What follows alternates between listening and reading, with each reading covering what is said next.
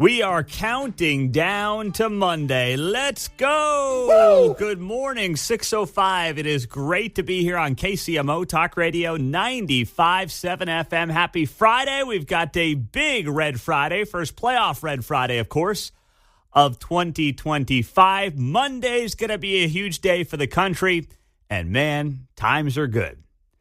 And yesterday, you may have heard Dan Bongino interviewing Donald Trump right here on KCMO Talk Radio at 1:30 in the afternoon. And if you missed it, it was a fantastic, about 10-minute interview.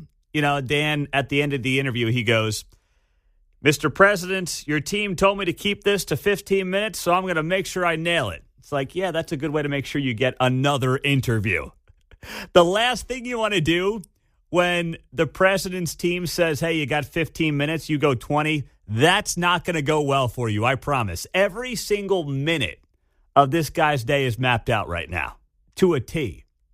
So with that, Bongino has on Trump, and one of the most interesting parts of the conversation was when they talked about the transition from Joe Biden to Donald Trump. Now, the transition can mean a lot of things these days, but I mean the political power transition from Joe Biden to Donald Trump. And we've heard some reporting on this, on how it hasn't really gone all that smoothly. We know that Biden's putting in all these last-minute executive orders to try to basically screw at Trump. And Trump confirmed a lot of that yesterday with Bongino. But out the door, he's suing Elon Musk, taking Cuba off the terrorism list, shoveling our money out the door, changing the line of succession to basically screw you over, and destroying our capability to drill offshore for oil and gas we need. Mr. President, this is not a smooth transition. He's trying to hurt you as you get into office. There's no doubt about that. It's 100% right, and it started right from the beginning, and it's a disgrace what's happening. And if you take a look, 635,000 acres, you know what that is? It's half the ocean. Take a look at it. He took it off. It's probably $60 trillion worth of value. That's more than double the debt that we own. And he takes it off the value, just writes it off. It's like you write it off. But we're going to be redoing these things as soon as I get in. And literally on the day that I get in, we're going to be having executive orders that's going to reverse most of it. And whatever we can't reverse, we're going to court. We're going to win them all in court very easily, quickly. Good. That's great to hear. He's making the transition absolutely different. He's making everything so difficult. He's been a terrible president. That was Donald Trump yesterday here on KC. He's been a terrible president. Terrible president. Well, he's not wrong about that. But he is right to note that you could make the case that Joe Biden is not honoring the will of the people. And it's another one of the reasons that there is no need, not that Biden might not have done this anyway, but there is no need to be sitting here for 2.5 freaking months after a guy wins an election and wait for the new guy to get in. And as Trump was talking about that yesterday and discussing like Biden permanently banning offshore drilling on 625 million acres of ocean, which is going to make Donald Trump's reversal difficult, it's another example of wondering why we sit here for 2.5 months and wait on this stuff. The only reason to wait is because states like California literally take a month to cast and count votes. That's the only reason to wait. And frankly, I would tell California to learn from Florida and some of the other states and get its act together.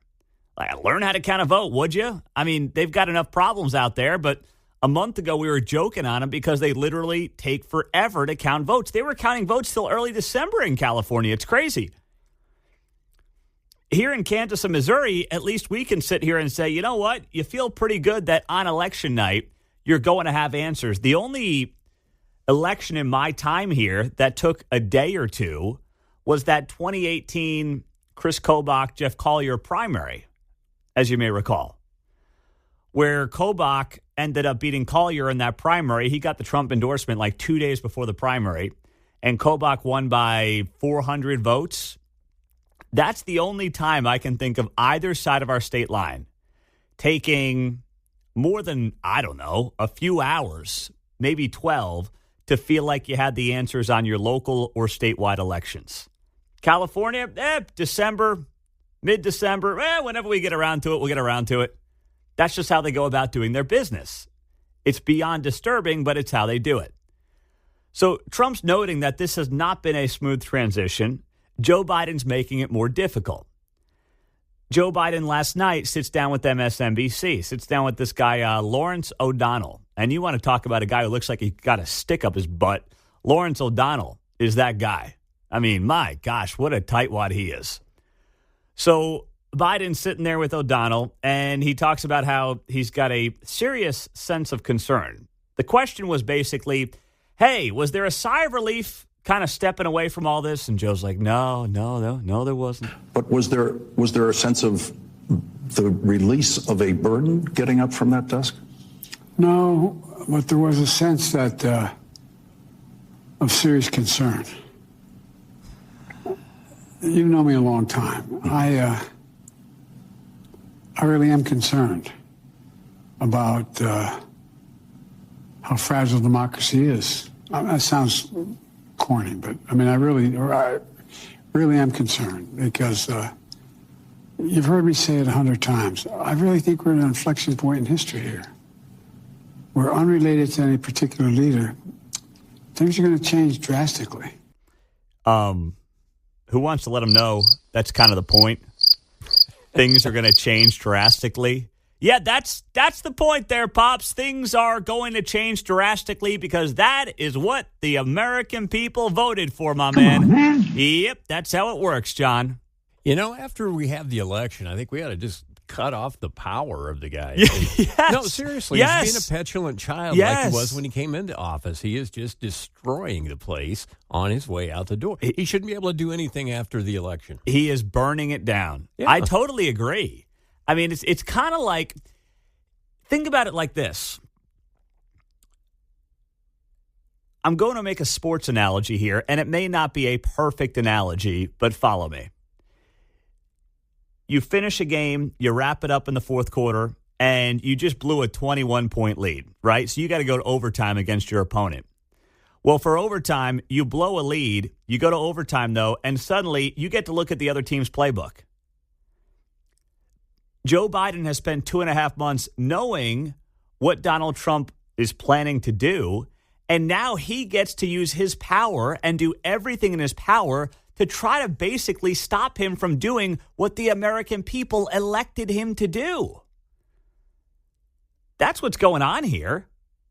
I mean, Trump goes on the campaign trail and talks about all these things. The American people say, that's a good idea. I like that.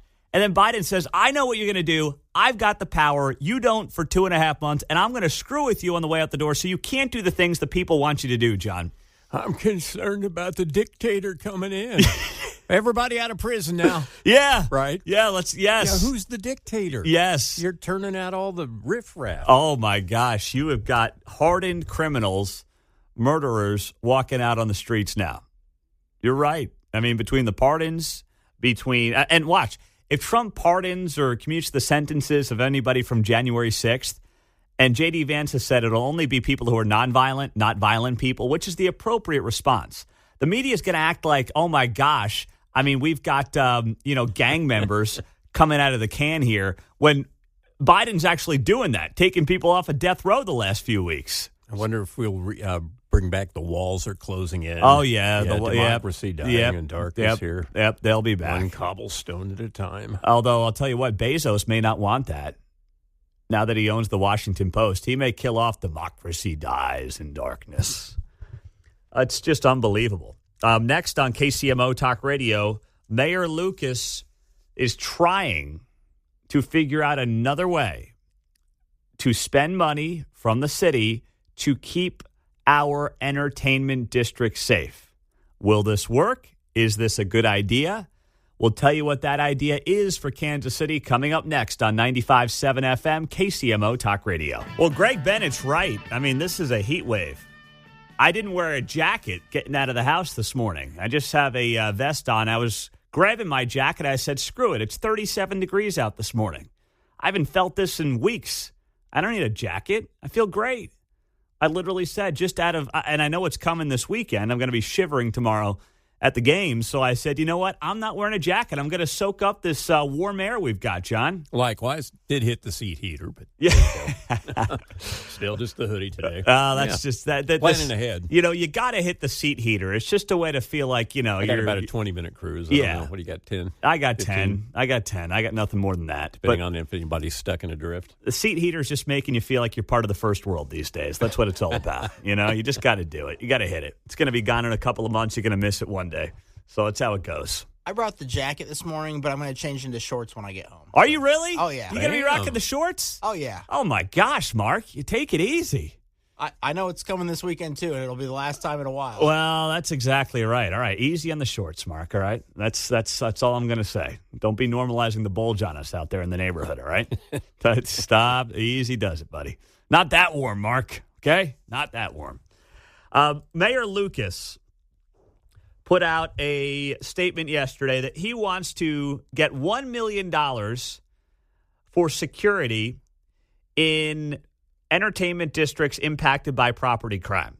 So this was a proposal yesterday that the mayor rolled out, and the areas for additional enforcement will include 18th and Vine, downtown, Crossroads, River Market, the Plaza, Westport, Zona Rosa. This $1 million would be in addition to regular Kansas City Police Department budget funding. The mayor saying in a statement put out yesterday, the city is proud to fully fund KCPD's salary and personnel requests and will work closely with them as the department works to boost staffing over the years ahead. But we cannot wait and are committed to ending the current challenges our small business community faces as burglaries continue. Violent and tragic incidents occur, and impacted neighborhoods ask for help. So the proposed ordinance will be heard in the City Council Finance, Governance, and Public Safety Committee on Tuesday, January 28th at 10:30 in the morning. So that's a couple of weeks away from getting debated, but the mayor floating this out there yesterday. And I'm a fan of it, but it's not a coincidence that this comes out one day after the River Market announces that they have turned to private security, which is an embarrassment for the city. Now, I know the Plaza has some private security. How valuable those guys are that walk with their pants around their ankles and their faces and their cell phones around Plaza parking garages. That's debatable, but whatever. They have them. You know that Westport spends a ton of money over the summers to have their checkpoints on Friday and Saturday nights. They've got off-duty cops all over the place. That is something that Westport's been doing for several years. But as the mayor has to know, it looks awful when your prominent business communities feel like they have to hire their own security to keep their businesses and their potential customers safe. Now, in the River Market, what it looks like this is about is not as much the customer as it is their property, because you've got multiple properties up there that have been broken into time and time again, which obviously is problematic for a multitude of reasons. So that was something that was brought up yesterday by the mayor. And you know what? Great. The more money that is put into law enforcement or safety of citizens and safety of businesses is a good thing. You've got to protect your businesses, because if not, what ends up happening, you know as well as I do, people will close up shop and they'll leave. And that's happened around Kansas City. Look at, what's his name, Todd over there at Strips Chicken, right? That was Ray Stevens' old pal. He closed up his Waldo spot, and now he's only in Olathe, as I understand it. Well, he's got Olathe, and then he just opened Lenexa recently. Oh, okay. And he's got a Mission, so he's got 3. So. Oh, he's got 3. Yeah. Okay, I thought there were maybe 2. I didn't realize he had the 3 spots. But he bailed on Kansas City. Said it's too expensive. And we got to get Ray back here to get him some Strips Chicken at some point. Now that he's off to Chicago. But this ties into something that Mayor Lucas was talking about yesterday right here on KCMO. I asked him about the report in the Kansas City Star that says they are considering not having a traditional Super Bowl parade and rally because of what happened last year with the shooting. Now, I totally disagree with that.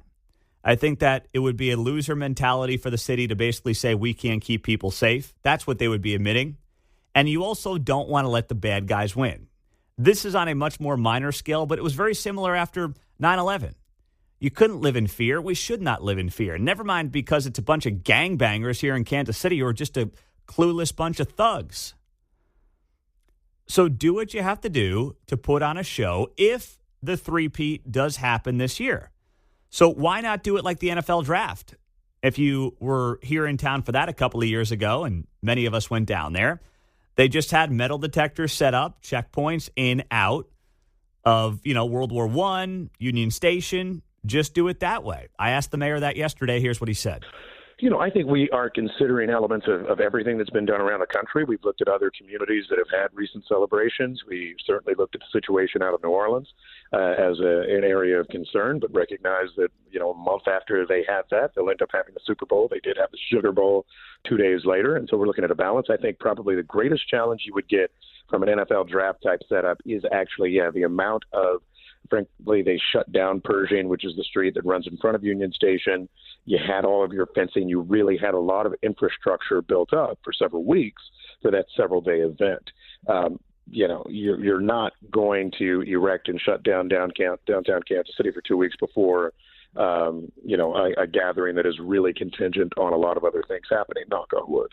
So for me, I think my main message is we'll always think about security, but I said this, and, it kind of gets forgotten in the story, and I agree with people who say you got to keep living. And what we will do is make sure that we're still a city that does big, major, outstanding events. In the same footprint of the Chiefs Parade rally from last year, we did Celebration at the Station, a symphony concert. Now, of course, we all recognize the obvious differences, perhaps, including crowd size, the people who were there, but we had a very safe celebration at the station, and we've had that for years in that same front of Union Station spot. And so we will look to see all we can do to make sure that it's safe. I think, from the Star piece, and I respect their reporting. I think they did good reporting, but nonetheless, I said that we're evaluating everything. That's 90 seconds of the mayor in a long roundabout way saying he might do it, he might not. They're not really sure. But my message is this, and I know that there are people that insist if the Chiefs win the Super Bowl, no one's going down to the rally. I totally disagree with that. This town is going to show up if the Chiefs three-peat. They are not going to sit there and say, I'm afraid of some gangbangers. They are not going to do that. So what the mayor's job is and what the city's job needs to be is to figure out how to make sure people are as safe as possible. And yes, they had 800 cops down there last year. But if you get checkpoints, you get a little more preparation on that front, you can have an outstanding event if, cross our fingers and knock on wood, that day does ultimately come. Need to run it like last call at some of the bars I went to in college, too. Get the heck out, Yes. Because this happened after everything was over. Yes. Right? So it should be like, all right, everybody, let's move it. Get out. Orderly fashion. Go home. And, No loitering. No loitering at all. Get out of here. Leave. Go. The 6 at 6 is 15 minutes away on KCMO. Kendall Gammon will preview the game coming up at 7:05. We've got some more good news out of big tech. They keep telling the government to pound sand.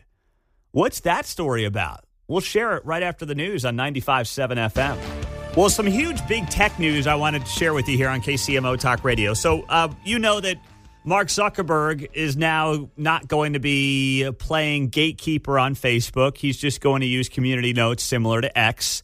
So that was a big win in the world of big tech. You've got Bezos, Zuckerberg, and Musk, three of the wealthiest and most prominent tech titans ever, who will be at the inauguration on Monday. And now you've got this report that Google is going to flout the EU's new standards for digital fact-checking, opting not to build an internal department to moderate and verify YouTube content despite requirements from a new law. So the European Commission's Disinformation Code of Practice, boy, George Orwell would be proud, wouldn't he? The European Commission's Disinformation Code of Practice has remained a voluntary policy, leaving the ball in the tech industry's court. Companies that opted into the code, Meta, Microsoft, TikTok, and X, are supposed to self-regulate while submitting reports on their platform's compliance with the code. But a 2024 study published in the Internet Policy Review found that, by and large, companies were only partly compliant with the EU code. Google has never had a fact-checking department to oversee content on YouTube. And they're not planning on complying with the EU's demand that they basically build out a fact-checking system into its search function. And good for them. And I didn't think Google, of all these big tech companies, would be the ones taking that approach. But I really think there's a strength in numbers going on here. And you've got to give Elon Musk a tremendous amount of credit for leading the way on this. And that's kind of opened up Mark Zuckerberg and Jeff Bezos and, I guess now Google to say and tell governments, whether it's Joe Biden, which Mark Zuckerberg talked a lot about on Joe Rogan's podcast last week, that the Biden administration would call his team all the time about taking this down and censoring that. And they're like, no, we're not doing it anymore. So you've got that angle. And now you've got Google telling the EU to pound sand. This is fantastic. Now, are there still problems within the big tech system and sphere? Yeah, absolutely. But this is no doubt a step in the right direction. Now, speaking of big tech, this story also a huge one that came down late yesterday, early today is when this article was put up by the Associated Press. Biden will not enforce the TikTok ban, leaving the fate of the app up to Donald Trump. This is a very savvy political move, not made by Joe Biden, because he's not making any moves these days outside of, going to the bathroom. Come on, man. But his team. It is a very savvy political move. TikTok is the app for young people. All right? I mean, I have a TikTok, I don't use it. It's just there because I'm like, I got to see what this thing's all about, but I don't use it. It's there, it exists, and that's about it. But, if you have kids who are, 16 to 25, or maybe that's you, this is the most popular app. Democrats do not want to be seen as the party that shut down TikTok. They are hemorrhaging young voters. Young voters, especially young male voters, have shifted to the right. So this now is in Donald Trump's court. And if Trump goes through with the TikTok ban, which he should, I will add, and I'll explain why in a second, then the Democrats can say, look at that. Look at those Republicans taking away your favorite apps. Oh, my gosh. Even though, of course, the law was passed under Biden, and Biden signed the law literally last year. Congress passed the law. Joe Biden signed it, requiring that TikTok's China-based parent company, ByteDance, divest the company by Sunday, January 19th. So this was passed by Congress. Biden signed the law. But in the end, if Trump goes through with it, the Democrats will probably figure out a way to blame Trump. I mean, they blame him for everything. Heck, it's going to be cold on Monday at the inauguration in D.C. They'll figure out a way to blame him for that. They'll claim it's Mother Nature punishing Washington, D.C. on Inauguration Day for Donald Trump. So what does Trump do? Well, Trump has once called to ban the app, but now he's kind of done an about-face. He has pledged to keep it available in the United States. It's not clear how he's going to go about doing that. There's a thought that basically he could just tell the DOJ to not enforce the law. There could be legal battles on this. I just know this much. And even though this happens to be a bill I agree with, it also is weird to me that if Congress passes something and the president signs something and then it's supposed to go into effect by date X, how can it just not happen? Like, I don't get it. Congress doesn't pass much. Like, they don't do a lot. They actually pass something. The president signs the bill. There's a date attached to it. And now we're sitting here like, it actually isn't going to mean anything. To me, that opens up a massive can of worms. If Congress is passing things, presidents are signing these things, and then there's going to be a way to basically not abide by it. Like, and trust me, generally speaking, I would be fine with that. But this one I struggle with. Because TikTok, to me, is a national security issue. Ask yourself this. Over the last couple of days, you may have been seeing some of the stories about TikTok. TikTok has basically said, rather than divesting and selling off the U.S. branch of TikTok to somebody in the United States. Heck, Elon Musk has been rumored about potentially buying it. They would rather shut down in the U.S. What does that tell you? What does it tell you and what does it signal to you that TikTok would basically rather cease to exist in the United States than sell off the U.S. brand of TikTok? Divest that part of the company. Maybe there are nefarious reasons for why they want to run this social media app in the United States. And if they can't do it through their parent company in China, ByteDance, then basically they're done. They're going to give up billions of dollars. Maybe having that control out of China is important to them. Maybe it's not actually about making money in the United States. Maybe it's about something more nefarious. That's the conclusion I keep coming to when I see this story. 913-408-7957. That's our text line. And I say this as someone who's not really a big TikTok user at all. But to me, this shouldn't be about that. It's not like they're taking away something from the American people. There are plenty of other apps and plenty of other companies who are going to benefit from this, right? Instagram will replace it. Facebook has different kind of reels and things like that are mirroring what TikTok does. X is becoming more like TikTok in some ways. So, I mean, you tell me at 913-408-7957 what the case is to keeping TikTok. I don't think there is one. And as much as I appreciate what Elon Musk has done for Donald Trump, there is a part of me, I'm not going to lie, that is getting a little nervous that Trump may be getting too cozy with some of these tech titans. Maybe that's something that should at least be something we watch moving forward. That's it. 913-408-7957. That's our text line and our studio line here on KCMO Talk Radio 95.7 FM. We're streaming on the KCMO Talk Radio app. Mark, tell me your girls do not have any kind of TikTok? No. Okay, good. I'm just making sure. And you're not going to let them have TikTok anytime soon? Oh, no. Okay. No Facebook? No Facebook. All right. They good. watch YouTube Shorts occasionally. YouTube Shorts? Yeah. On their phones or on the TV? Just on the iPad. Okay. We'll allow that. That seems appropriate. Just make sure that algorithm's only feeding the right stuff. Oh, yeah. I'm just saying. I hear what they're listening to. So. Okay. All right. Fair enough. So yesterday, Dan Bongino had a great interview here on KCMO with President Trump. And one of the most important parts of that conversation was Donald Trump and Dan Bongino talking about the Israel-Hamas ceasefire.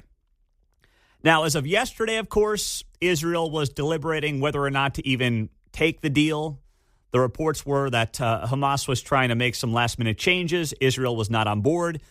They've got a vote on this. And Trump told Bongino that, listen, the reality is none of this is done if I don't win. And he's right. Because there's no deal without you winning the election. That's a fact. If we weren't involved in this deal, the deal would have never happened. No deal would have happened, and the hostages would never have probably seen life again, but they certainly wouldn't have been released for a long time. No, we changed the course of it, and we changed it fast. And frankly, it better be done before I take the oath of office, and I assume it is now. You know, we shook hands and we signed certain documents, but it better be done. But no, and it was so ungracious of Biden to say, oh, he did it. He didn't do anything. If I didn't do this, if we didn't get involved, the hostages would never be out. They would have never come out. Very much like the Jimmy Carter situation with Reagan. And then Bongino goes on the rightfully note that Joe Biden noted during his press conference on this a couple of days ago that Hamas and Israel agreed to a deal that he had been pushing for since May. And as Bongino then notes here to President Trump, well, how can you suggest that you're the catalyst for this deal when you're saying to the American people, this is the deal you've been pushing for since May? What changed between May and this week? Another guy won the election and is set to take over that made Hamas say, maybe we should probably get this whole thing figured out. Well, Well, Mr. President, your team has actual proof of this from Biden's own mouth. He's not that bright.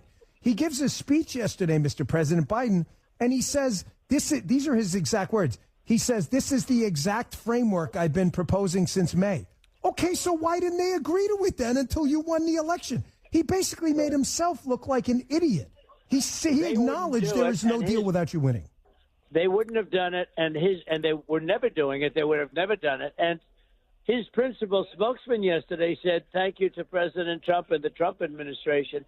Now, he did that because he knew it wouldn't have happened without us. So, look, I'm not looking for credit. I want to get these people out. They've lived for 3 years, they've lived like in hell. And we got to get them out, and it'll be great when we do. But, there are dead people, many dead people. That October 7th tragedy would have never happened if I were president, Dan. Would have never happened. No chance. Yeah. Well, he's right about that. The one thing Trump's wrong about is when he says, I'm not looking for credit. No, not me. I would never look. Oh, come on. So today what you've got going on, the latest from Netanyahu's office, and remember, it's about 3 o'clock in the afternoon right now in Tel Aviv, give or take. They put out a statement after examining all political, security, and humanitarian aspects and understanding the proposed deal supports the achievement of the war's objective. The Ministerial Committee for National Security Affairs has recommended that the government approve the proposed framework of this deal. The government meeting will be convened later today.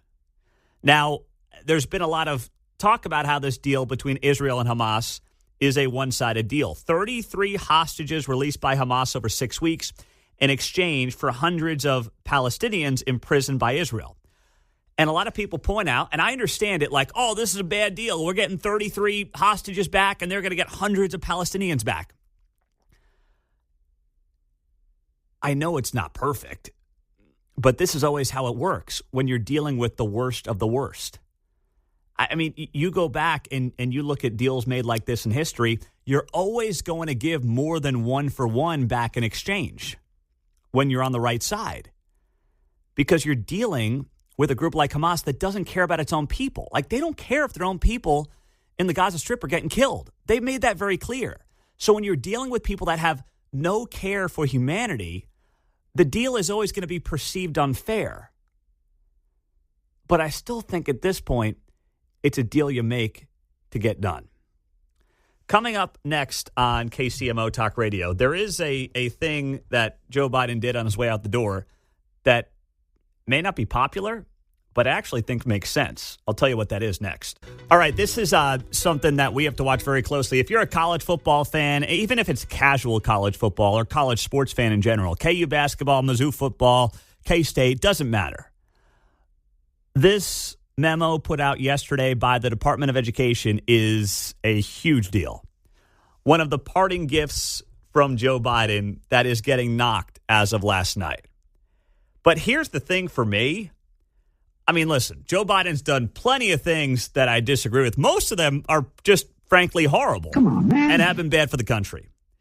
But this one, whether intentional or not, is actually something that might help expedite the issues that college sports has. I don't think that was the intention of the Biden administration, but I actually think this can help in the long term because the college sports landscape has become such a mess. So one of the last rules that Joe Biden's administration has issued comes from the Department of Education, and it says that NIL payments, that's name, image, likeness payments, from schools to athletes must be given evenly to men's and women's athletes to comply with Title IX. Now, I guess we should also set aside that, I'm not sure and clear on how Joe Biden's party views men versus women. They can't really identify that part of the equation. But set that aside for a moment. We'll go under the old school guise of the conversation and assume that we all know what a man is and we all know what a woman is. And, we're all on the same page on that front. What this basically means is that as colleges transition to a world where they are paying the players directly, they will have to evenly distribute monies between men's sports and women's sports. So if the quarterback's getting $2-3 million to play for that team, they've got to figure out how to get women's athletes $2 to $3 million. Now, that's insane, right? I mean, just from a business model perspective, that's nuts. It was one thing under Title IX to say, hey, if we're going to give out 100 or 200 scholarships to male athletes, then we're going to give 200 scholarships to women's athletes. That's one thing because it really doesn't impact the bottom line of a university, theoretically, right? I mean, you're just basically not getting the revenues you might get if you give that person a scholarship. But there's not really a massive expense attached to it. You just got to eat the cost. Well, now that players are getting paid and star quarterbacks are worth to these colleges $1, $2, $3 million in some cases. There are reports of even more than that, some of these schools. But now you've got to say, okay, we've got to figure out how to distribute millions of dollars to the women's water polo team. That is an unsustainable model. So why do I think this is a good idea then? The reason I think this is a good idea is because what it indirectly can do is basically help rip the Band-Aid off the disaster that has become college sports. With no guardrails, no clarity on who's doing what, who's paying who. Every program is under its own set of rules based on the state that they're in because the states are setting up these rules, and it's a complete mess. So it's not that I think that Joe Biden's on to something here. It's just I think he's created and made the mess even worse, which can help clean up the mess on the back end, where eventually what's going to happen here is college football and college basketball will break off from the NCAA and will basically not be beholden to any of these rules that the government's trying to cram down on them. I mean, the NCAA has been a worthless organization for years. The only thing they do well is the NCAA tournament. Like, that's all they are at this point. They basically put on the NCAA tournament every March. I know they're involved with all the other sports, but college football is so far past caring about what the NCAA thinks that it's basically been a neutered, irrelevant organization. So by Joe Biden and the Department of Education doing this, what it does is expedite the process to fix the mess that is college sports. And for that, I'm on board with this 110%, even though it wasn't the intention of what Joe Biden's Department of Education is trying to do. It's kind of like, you know, the blind squirrel does find the nut once in a while. That's how I look at this, John. So, like, from that standpoint, even when Biden tries to do something that really isn't a good idea, it ends up being a good idea, but not for the reasons he thinks it is. So it's a classic way for Joe Biden to go out. But I'm not going to knock it, because if it helps get college sports back on track, sign me up for it, man. And if they do have to follow this rule for like a year or something, then you better find the Caitlin Clark of water polo so that you can pay that one person what they deserve. Listen, you want to know how this is going to go, for being just totally honest. Let's just strip it down and have a real conversation here. The women's athletes who make money on NIL are the ones who are supermodels. That's it, right? Yeah, they'll get the clicks and the likes and everything else. Look at the twins. What are their names? The Cavender twins at Miami. They play basketball down there. They're stars. Olivia Dunn. Yeah, Olivia Dunn, yes, at LSU. Let's be honest. Just say it. Sex sells in America. It always has. It always will. And the women athletes that make a lot of money largely are going to be the ones that are Instagram models, not the best athletes. You can say that's sexist. You can say it's wrong. It's also true, and you know it. Yes, there's Caitlin Clark. Caitlin Clark is there because of her athletic ability. But for every Caitlin Clark, the next 50 women that will make money from these colleges in NIL, whether it's basketball or water polo or track, are going to be ones that are also Instagram models. That's it. What's a little funny is Haley Van Lith. She's a pretty good college basketball player, not great. She's at TCU, right? She's at TCU now. She's played on 3 different teams, and she keeps going to school because she's making the money. Yes. It's partly because of how well she plays, but also partly her looks. Exactly right. And that's what happened with one of these Cavender twins. I think one of them actually went to transfer to TCU and then transferred back to Miami or something like that. So college sports is in a place where it's got to be fixed. And if you're a K-State fan or a KU fan or a Mizzou fan, it doesn't really matter. I mean, everyone should agree on this. It's totally out of control. It's basically rolling one-year contracts with free agency every single year. There have got to be guardrails around it. And while Joe Biden's Department of Education threw a huge wrench into that NCAA revenue sharing model with these Title IX rules memo that they released yesterday, it indirectly can be a good thing. Here's a catch, though. I'll leave you with this. A catch in this deal.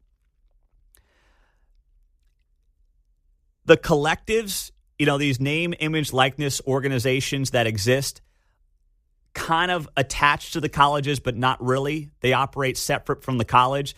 They're the collectives that hit you up for donations if you're an alum to then go pay the players, but the schools aren't actually paying the players directly right now. A lot of colleges are going to take that in-house when this House versus NCAA ruling gets decided in the next few months. But the collectives will not be violating Title IX laws if they pay athletes outside of the university. The hope was that once the House versus NCAA deal was decided upon, what would happen here is you would have some guardrails and standards. But what could be a fallout of this is that if the Department of Education says, as long as you pay it through the third-party collective, you're not abiding by the Title IX laws, you don't have to, then this charade of these collectives will only continue, where you're going to have your alma mater shaking you down for $15, $20 every couple of days to pay the players. So they're causing a bigger mess, which in the end, I think solves the problem sooner rather than later, which I don't think is what Biden's intention was here. But in the end, the blind squirrel does sometimes find the nut. Good point on the text line. Nebraska football players might benefit from this because their volleyball players are probably getting paid more. Oh, man. I'm pulling for Matt Rule up there at Nebraska. I'd like to see Nebraska be good again, but it's tough sledding. They should have never left the Big 12. Dumbest thing that program ever did was leave the Big 12 conference. And we may say the same thing about Oklahoma in 10 years if things don't shake out well for them.